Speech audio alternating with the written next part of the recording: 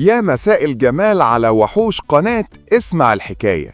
النهاردة انت في مأزق حقيقي، محبوس في أوضة ضلمة وقدامك 3 أبواب، ومضطر تختار باب واحد بس عشان تهرب وتنجو بحياتك. قدامك 10 ثواني للتفكير في كل لغز. ركز كويس لأن غلطة واحدة تمنها حياتك. جاهز؟ يلا بينا. أول مأزق معانا، قدامك 3 أبواب. الباب الأول وراه نار قايدة ومستحيل تعدي منها.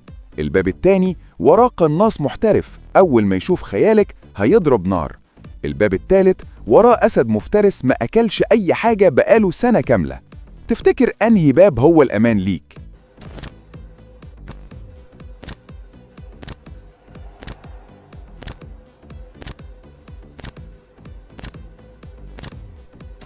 الحل؟ طبعاً الباب التالت، لأن الأسد اللي ما أكلش بقاله سنة أكيد مات من الجوع. ادخل وانت مطمن. اللغز التاني، تخيل إنك سجين وبتحاول تهرب، ووصلت الممر فيه 3 مخارج. المخرج الأول فيه كلاب حراسة مسعورة ومستنية أي حركة. المخرج التاني مليان غاز سام بيموت في ثانية واحدة. المخرج التالت فيه بحيرة تماسيح جعانة جدا. هتختار أنهي طريق عشان تهرب؟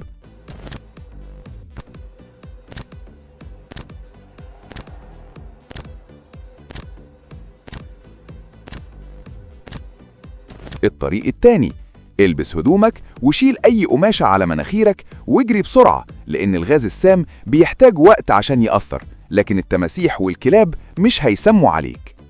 اللغز التالت، انت تايه في غابة ولقيت 3 كهوف. الكهف الأول فيه نار بركانية مش بتنطفي. الكهف التاني فيه جليد بيجمد أي حاجة تلمسه فوراً. الكهف التالت فيه دب ضخم بيحمي ولاده وشكله غضبان جداً. تفتكر هتهرب منين؟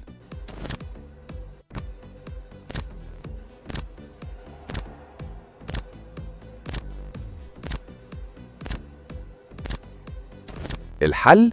الكهف التاني. لو معاك شوية خشب أو ولعت نار بسيطة هتدفي المكان وتعدي، لكن البركان والدب الغضبان نهايتك أكيد عندهم. ها يا بطل، طلعت حي من كام باب؟ لو نجوت في ال3 فأنت عبقري رسمي. اكتب لي اخترت ايه في الكومنتات، وما تنساش تدعمنا باللايك وتشترك في قناة اسمع الحكاية عشان الألغاز اللي جاية أصعب بكتير. كان معاكم المحقق الذكي. سلام يا وحوش.